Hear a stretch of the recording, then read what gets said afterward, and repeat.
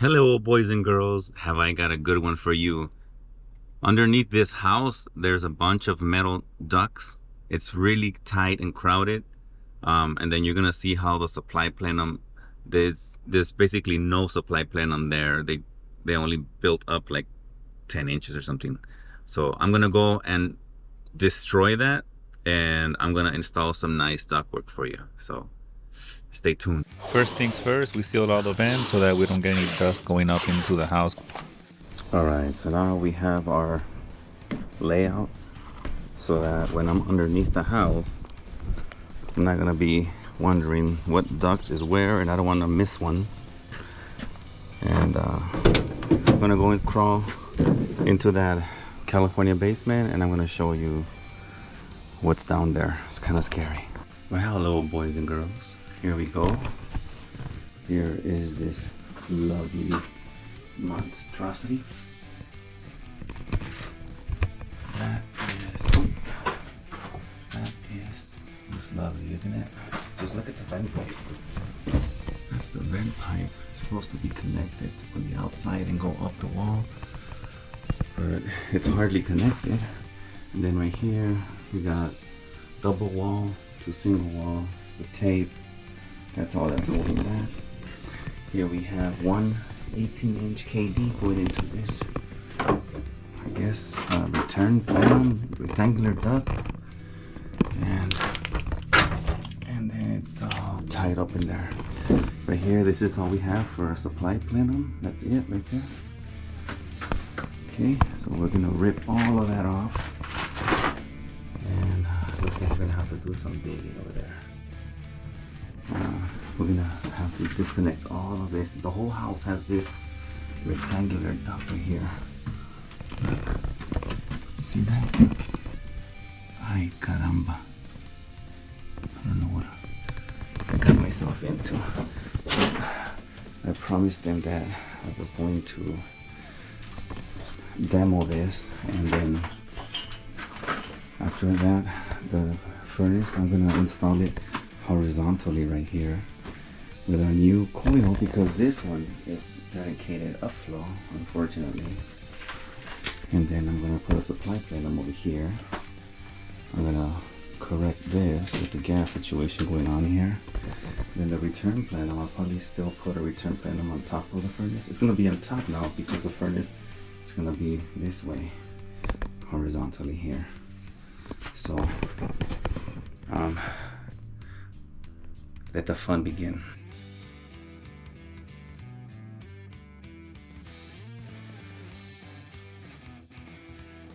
All right, I have to show you this. This is so gross. Ew. See that? It's a rat poo-poo. So they must have somehow gotten in at some point and did some poo-poo here. So it's a good thing we're getting rid of this coil and this ductwork. Imagine you're inhaling that every time the AC turns on or the heater, and it's cooking that mouse poop, and you're inhaling that. That's gross.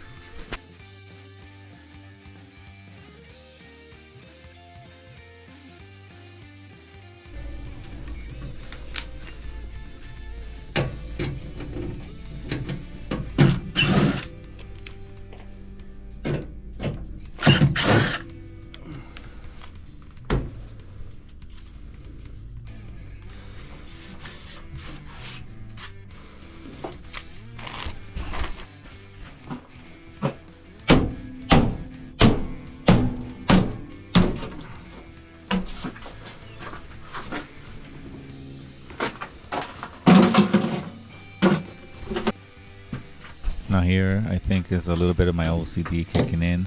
I don't know why I had to remove that flue pipe when clearly the duct is in the way, but I'm trying.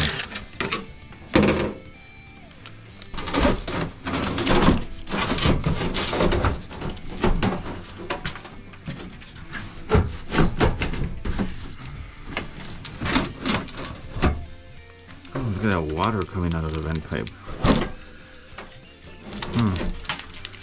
No wonder, I saw water over there. I was wondering where it came from. Maybe it came from here. Alright, I'm gonna have to hammer this. Hammer time!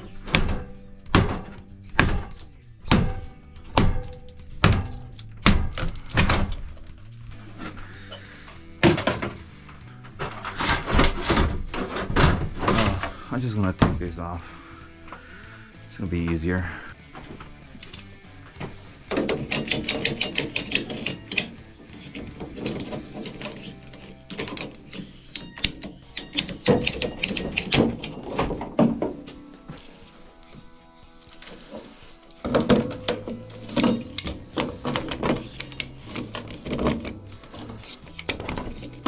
Here's another moment where I'm questioning my my OCD. I don't know why I listened to it. There's no reason why I need to cut that off. There's no reason why I need to unscrew those. I could have just removed the coil and done it afterwards, but for whatever reason I had to do it right then and there.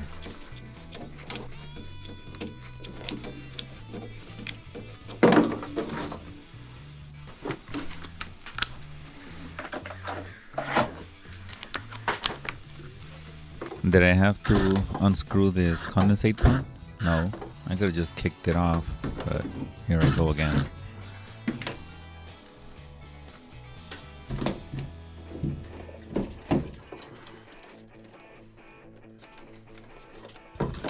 Didn't have to unscrew those wire nuts. I could have just ripped the wire right off. I'm taking notes.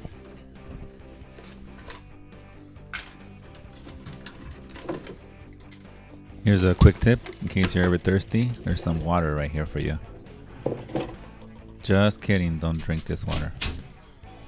Yuck. Now we're moving on to the gas. These channel locks were definitely not the best tool for this job, but I was just too lazy to go back and grab the pipe wrench.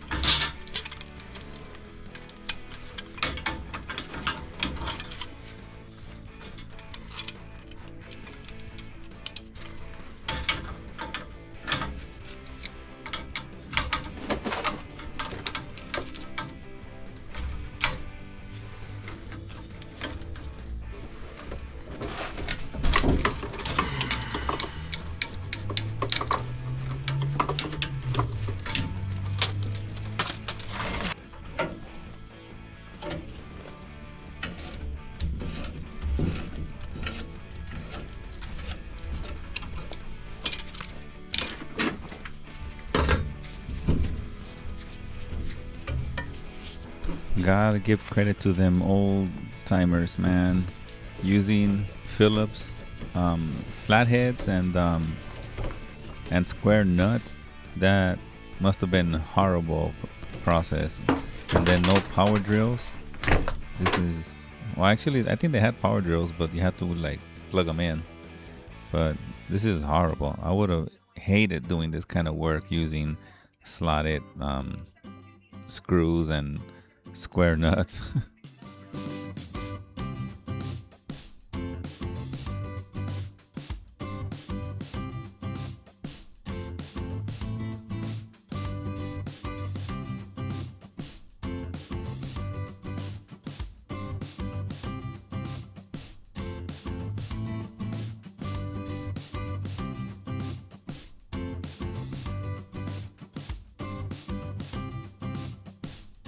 Look at the way they had this vent pipe connected.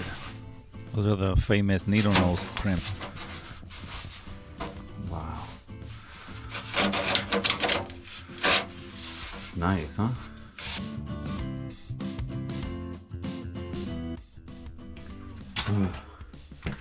All right. I'm trying to take this down, but I'm afraid to damage the coil because it still has refrigerant in it. So I'm gonna go and pump down the condenser so I can disconnect the coil, chuck it because we're gonna get a new one, and then I'm gonna move the furnace to a safe spot. I'm documenting this whole install start to finish. Subscribe so you don't miss the rest of it.